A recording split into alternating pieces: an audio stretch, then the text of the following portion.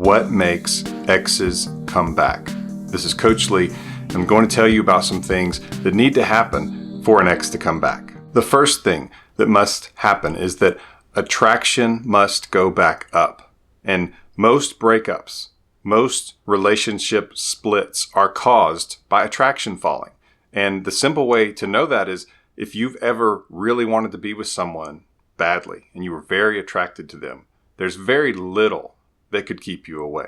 And if you think about maybe what your ex said when they broke up with you, that will give you some clues as well. Because if it doesn't sound like a specific thing, like if it's, I need to work on myself, or the timing is bad, or I don't need to be in a relationship right now.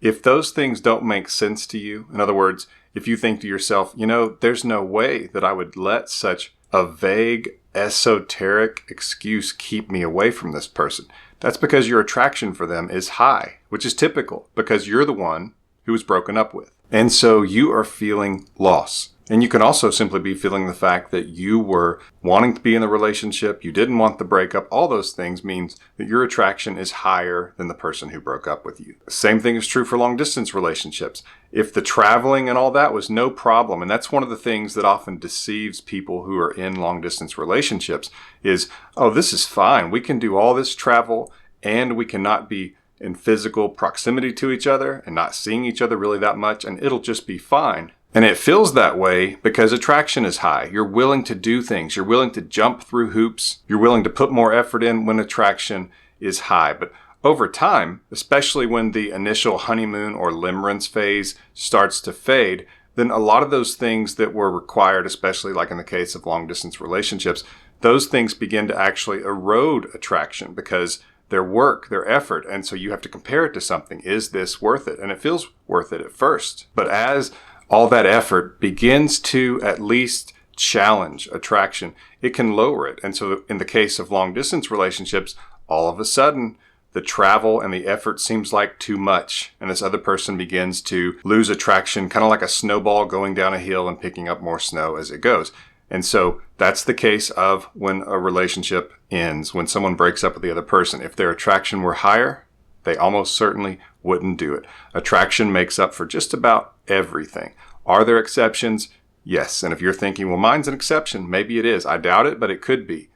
Usually, breakups happen because attraction is not high enough to handle the issues, or it's not high enough to even need issues to erode things, and the person just leaves because their feelings faded and they tell you something like, I need to work on myself, which really doesn't mean anything because we always constantly need to work on ourselves, and that doesn't mean that we leave the relationship. And a lot of times a person just goes to another person, even though they have said, I'm not ready for a relationship and I need to work on myself, but then they go be with somebody else. When attraction goes back up, your odds go up that this person's going to come back to you. The question is, well, how do you get attraction to go up? I'm going to talk about that in one of the following points. Number 2, the progression of stages. And I have a video called Stages Your Ex Goes Through During No Contact, which explains this in great detail. But basically, after a breakup, your ex goes through stages. That's why oftentimes it seems like they change. Basically, those stages are relief, curiosity, concern, and contact. That's if things go well. That's if you're using the no contact rule. And if they progress through those stages, then really it's a journey of realization, because the first stage is relief. It's when they're glad they got the breakup over with. And so if you are contacting them during that time, you're just frustrating them.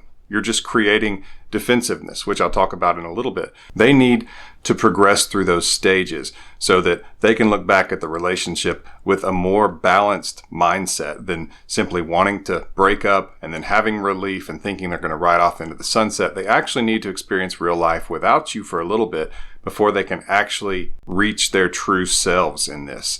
And just like everybody else, you probably realize that you change a lot. You change the way you feel, that you change the way you view things. That's part of being a human. But a lot of times we can realize that sometimes our feelings can lead us astray. And we often realize that, unfortunately, after we've made decisions based on those feelings. And that's what you have to allow your ex to do. Before I get to number 3, get information on my emergency breakup kit. You can do that at myexbackcoach.com and just click on emergency breakup kit. I also have a link in the description here on YouTube below. That's the emergency breakup kit, and it's a guide to get your ex back. So go to myexbackcoach.com and get more information on that. Number 3, I kind of alluded to a little bit earlier, but your ex has to lose defensiveness. And how do they do that? Well, they have to have nothing to defend anymore. That's where you come in. If you are pursuing, if you're trying to contact them, wanting to talk about the relationship, begging, pleading, sending letters, and you just won't leave them alone, then they feel like they have to be defensive. They feel like they have to defend themselves, the decision to break up, against you. And as long as they're doing that, their energy is going to go toward defensiveness. And if you've ever been in a debate or an argument with someone, we all do this, you oftentimes will not listen to what they're saying because you're committed to defending your position. And you probably have been in those situations where you realize, they make really good points. I could be wrong about this. But in the moment, you don't care. You want to defend your position because you have taken a defensive mindset. And that is very common for an ex to do when the other person is trying to get them to change their mind or talk them into something, and they think, no, I want to stick with this. And usually that's because it took them a long time to come to that decision. Very rarely does it just happen overnight. Usually it's weeks or even months, or in some cases, like with marriages, it can be years. And so that's why it's so difficult to talk them out of it, is because they feel certain. They know the conversations that they've had with themselves in their own mind, and they don't want to be talked out of it. And so they think, even if you do make a good point, I know better because I've been thinking about this for a while and I've already had those discussions in my head. And so that's why it's so important that initially, sure, tell them, we're great together. I don't want this breakup. Please reconsider. But after you've done that, and especially if they've given you an answer, but if they haven't, take that as an answer. That's when you back away. That's when you give them the breakup. You just say, here, take it if you want it. I'm not going to fight you anymore. That way, they feel no need to be defensive, so they're not your adversary. They're not on the other side of the table from you defending a position because you're not fighting anymore. So once they come off of that wall of defensiveness, they can actually start looking at things more rationally. They can reflect, they can think back on when you two first started dating or when you first met, things like that, when their attraction was high.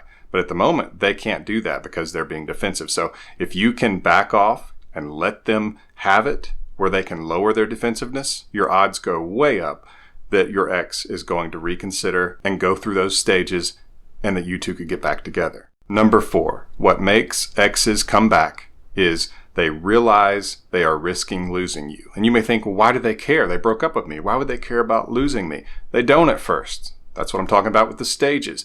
At first, they're relieved.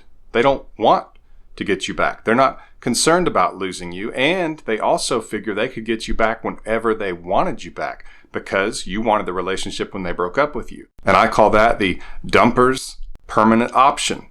They think that you're their backup plan in case this life away from you doesn't work out or this new person doesn't work out, or they realize that they actually do want a relationship, which usually takes about 72 hours, and they realize, I do want a relationship, just not with the person I broke up with. And so if you've been told by your ex, oh no, I don't want another relationship, unless you think your ex can live a life of celibacy, that's not true. They just mean that in that moment, they don't want another relationship, or at least they're going to tell you that because they don't want the drama of you thinking they're going to somebody else. One of those is true. But when you do the things that I've been mentioning, you back away, you give them the breakup, you use the no contact rule, then you start the clock as far as them realizing you could get away, that you're strong enough to move on. And you may think, well, isn't that obvious? Don't we all eventually move on? People don't think in those terms until they get past the relief stage and at least in the end of the curiosity stage. That's when your ex can start thinking that you could move on because you showed them you could stay away, because the assumption is if you still want to be with them, you'll keep fighting, you'll keep pursuing and reaching out. And that's your enemy at the moment. You may feel like you need to convince them that you want to be with them and you miss them and love them and you're fighting for them. And you might do that right away after the breakup for a couple of days, but you have to stop. When they are saying, no, I'm firm in my decision, or I'll tell you if I change my mind, you have to back off because you've got to allow them to lose the defensiveness and realize that they could lose you. And the only way to do that is to demonstrate that you can stay away, that you're strong enough to stay away. And that's where no contact is beneficial. Even with just a few weeks, it can make a statement. That doesn't mean that you should contact your ex after only a few weeks. But it does mean that you've gotten a pretty mighty punch in as far as this situation goes to showing them that you're strong enough to stay away, which is very important for the dominoes falling to get to the last domino that you want. Before I get to the last point, remember to get more information on my emergency breakup kit. If you go to myexbackcoach.com, you'll see the title, Emergency Breakup Kit. You just click on it and you can get that guide to get your ex back. It's the culmination of my 20 years, over 20 years at this point, in the relationship coaching service. Number 5, mystery creates the desire for intimacy. Remember how it was when you two were together? You were probably talking every day. You would tell them about your day, the facts and the feelings of it. This is especially true maybe if you lived together, but even if you didn't, you were texting, you were talking to them, and they knew what was going on with you, and they knew how you felt about it, and they were telling you what was going on with them and how they felt about it. That is intimacy. And so when you stay away, when you go silent, when you use your good old buddy, the no contact rule, you create mystery because they don't know what's going on with you. They're not getting those conversations. So even if they don't want those conversations right off, the fact that they're not getting them creates mystery. It creates curiosity. And so their brain will try to fill it in with some things. And usually it's memories of you when attraction was high and things were great, which helps you a lot. And so that mystery builds because they're not getting the information. And that's why in the curiosity stage, a lot of times they check your social media and they ask friends about you. They're wanting that intimacy, even if they don't want to get back together right now. It's part of that path to reconciliation. It's part of the progress and the stages that I talk about. But if you will stay away, the only option is mystery because they don't have the answers. Only you do. And that's going to slow them way down from them running away from you, emotionally speaking. And it's going to increase attraction because, again, you've shown you can stay away. But when they're curious too, that's when the recipe for attraction is concentrated. And that's what I want for you. Remember to get more information on my emergency breakup kit. If you appreciated this video, please click the thumbs up and ask me a question in the comments or make a statement. Remember to subscribe for more videos like this. This has been Coach Lee, and as always, thank you for watching.